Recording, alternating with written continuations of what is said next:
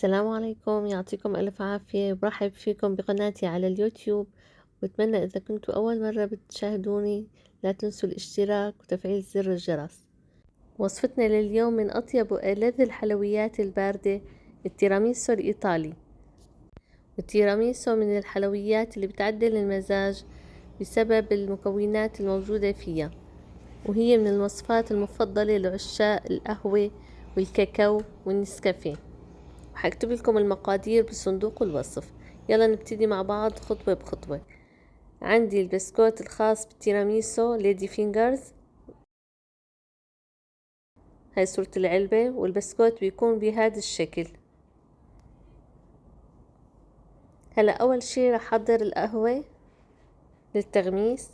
عندي كوبين من الماء الدافئ، يفضل المية تكون دافية لتذوب القهوة تماما.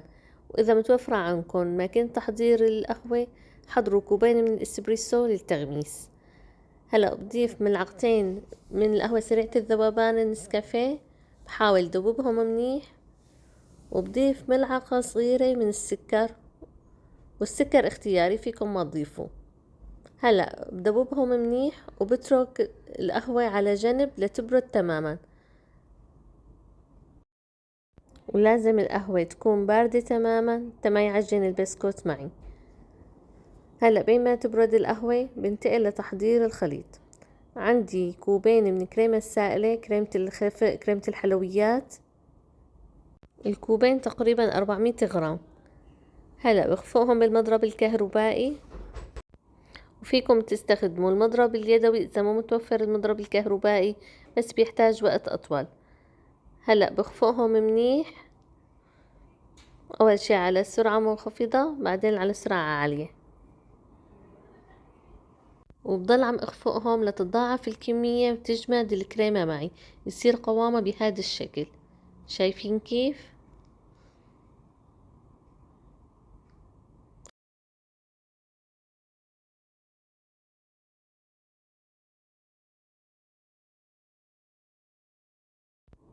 وهلأ بضيف بقية المكونات. نزل 2 ملعقة صغيرة من النسكافيه أو القهوة سريعة الذوبان. وإذا خفتوا ما يذوب النسكافيه معكم، فيكم تذوبوا النسكافيه بشوية مية صغيرة بعدين تضيفوها. ونصف كوب من الحليب المكثف المحلى،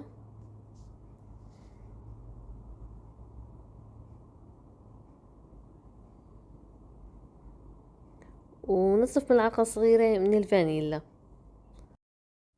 هون استخدمت الكريمة السائلة، لهيك ضفت الفانيلا. لو استخدمت ظروف الدريم ويب كنت استغنيت عن الفانيلا. وبضيف 6 قطع من جبنة الكيري، جبنة كريمية،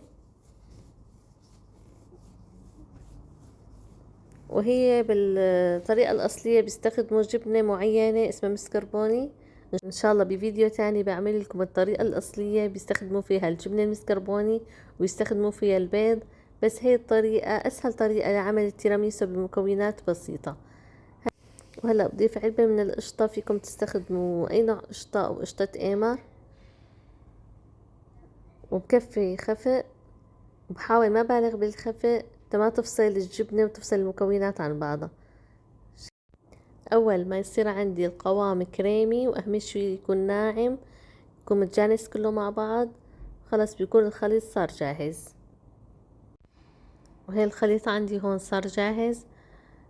شايفين كيف ناعم وبنفس الوقت جامد ومتماسك مع بعضه. إن شاء الله يكون واضح عليكم قوامه كيف. هلا بنتقل للمرحلة الثانية. عندي هون قالب التشيز كيك أنا حاستخدمه.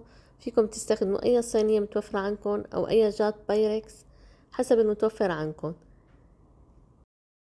وهي القهوة اللي حضرتها بردت تماما. هلا باخد البسكوت وبغمسه بالقهوة وبلش صف بالقالب. واهم شي بحاول اكون سريعة وانا عم غمس البسكوت، لان هذا البسكوت بيفرط بسرعة مثل الكيك الاسفنجي قوامه.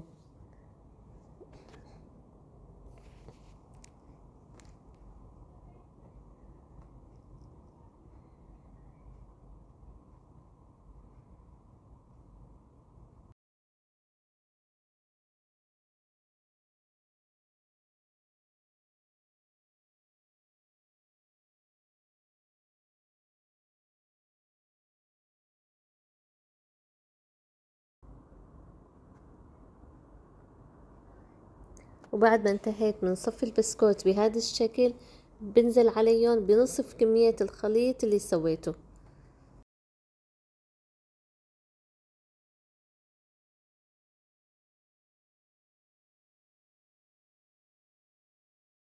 وبحاول اغطي البسكوت كله بطبقة الكريمة، وطبقة الكريمة لازم تكون شوي سميكة، يعني لازم نكون كريمين وقت نضيف الكريمة.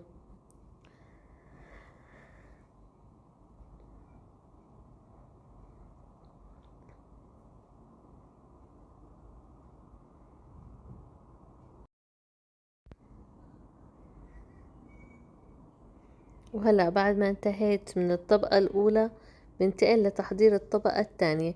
بنفس الطريقة بغمس البسكوت بالقهوة سريعة الذوبان وبضيفها فوق هاي الطبقة بهذا الشكل.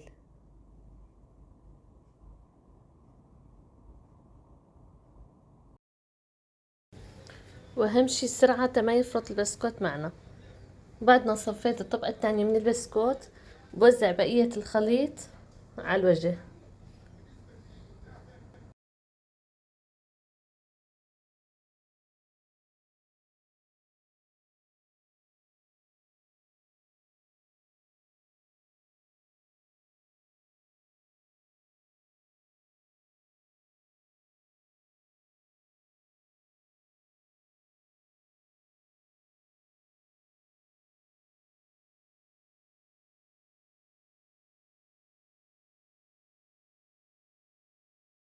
وهيك عندي صارت جاهزة، بدخلها البراد لمدة 4 أو 5 ساعات. فيكم تخلوها ليلة كاملة. طبعا بتاخد وقت طويل شوي بالبراد لأني ما استخدمت الجيلاتين فيها. وبعد ما بردت تماما ببدأ بعملية التزيين. عندي 4 ملعقة كبيرة من الكاكاو وبحطهم بمنخلة وبلش وزعهم فوق التيراميسو بهذا الشكل.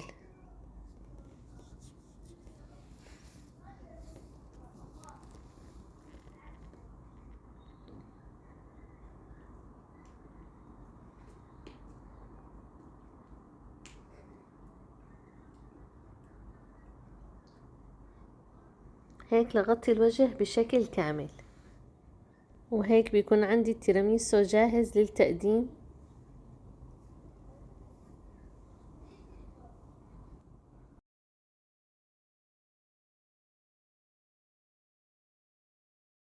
وبقطعه بهذا الشكل، وبحاول بين كل قطعة والتانية امسح السكين بفوطة مبلولة.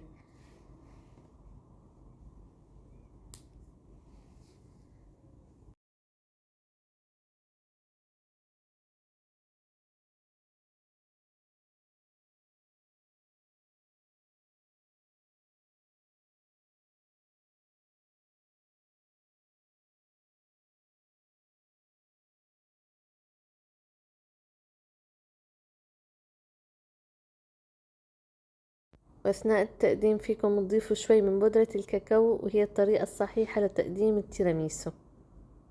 وصحتين وعافية.